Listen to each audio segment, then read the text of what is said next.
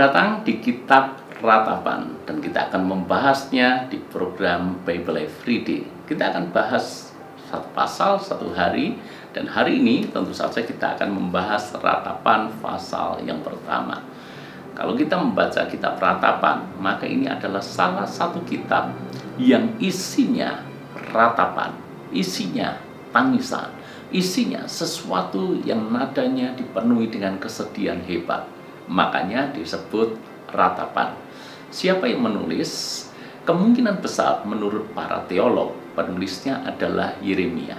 Karena nabi inilah yang menyaksikan secara langsung dengan mata kepalanya sendiri betapa bangsa yang dulu kuat, bangsa yang dulu berjaya, bangsa yang dulu ditakuti, disegani oleh bangsa-bangsa di sekitar, akhirnya kejayaan bangsa Israel lenyap. Bahkan akhirnya dengan mata kepalanya sendiri dia melihat bahwa bangsa Yehuda hancur, kalah perang, banyak yang terbunuh, yang masih hidup diangkut di Babel, temboknya yang dulu menjadi kebanggaan runtuh, bait suci yang dipakai untuk tempat beribadah pun sudah hancur, perkakasnya juga dijarah. Komplit sudah kehancuran yang menimpa oleh bangsa Yehuda. Yeremia menyaksikan itu dan terlihat betapa sedihnya Yeremia melihat umat pilihan Allah yang harusnya diberkati, tapi kini justru terpuruk di negeri Babel sana. Itulah yang membuat kenapa Yeremia menulis kitab Ratapan ini. Di pasal yang pertama diceritakan tentang hal-hal apa yang menimpa kepada Yehuda atau Yerusalem. Kesedihan-kesedihan seperti apa. Bahkan firman Tuhan menyatakan bahwa dia atau bangsa Yehuda ini seperti janda.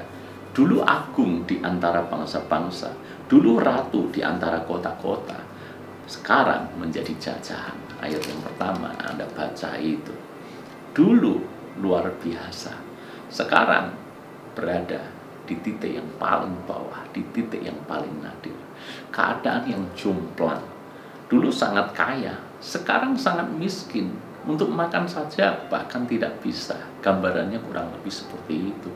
Dulu sangat dihormati, tapi sekarang di mana-mana dihina dan dicaci maki. Dulu orang menaruh perhatian, sekarang diabaikan. Dulu apa yang dia katakan didengar, tetapi sekarang apapun yang dia katakan tidak digubris sama sekali. Kurang lebih seperti itulah yang menimpa Yehuda. Kenapa itu terjadi? Ayat yang ke-18. Akhirnya mereka mengakui, Tuhanlah yang benar, karena aku telah memberontak terhadap firman-Nya. Dengarlah hai segala bangsa dan lihatlah kesedihanku, darah-darahku dan teruna-terunaku pergi sebagai tawanan. Akhirnya mereka mengakui Tuhan yang benar dan kamilah yang salah, karena kami telah memberontak terhadap firman-Nya. Hati-hati dan jangan pernah kita memberontak terhadap Tuhan. Bagaimana yang disebut memberontak terhadap Tuhan? Yaitu ketika kita melawan firman Tuhan. Ketika firman Tuhan memberikan perintah tertentu, maka kita mengcounternya dengan begitu banyak alasan.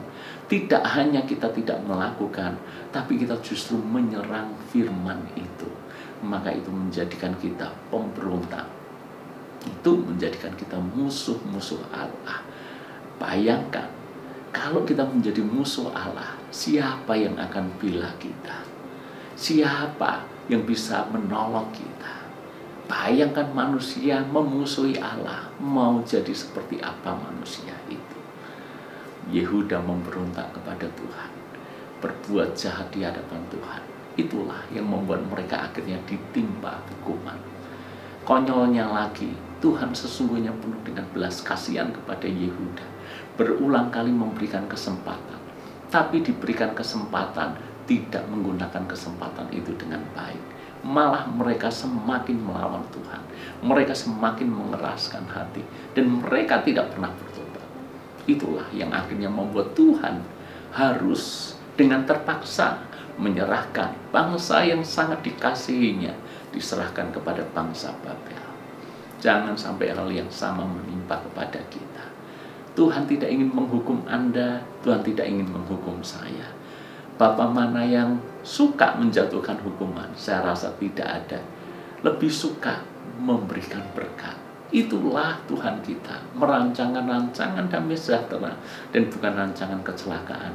Namun ingat, tergenapi atau tidak rancangan Tuhan yang penuh dengan damai sejahtera itu tergantung bagaimana sikap dan respon kita. Kalau kita melawan firman, memberontak terhadap Tuhan, bagaimana kita ingin terus diberkati Tuhan? Tentu saja tidak. Karena itu sebelum hal-hal buruk menimpa kita akibat pemberontakan kita kepada Tuhan, hari ini putuskan kita mengakuinya di hadapan Tuhan. Putuskan untuk kita bertobat sungguh-sungguh, minta pengampunan Tuhan, minta kasih karunia Tuhan. Saya percaya pertobatan yang sungguh-sungguh karena tidak lagi mengeraskan hati, maka ada anugerah yang menyertai kita. Tuhan memberkati.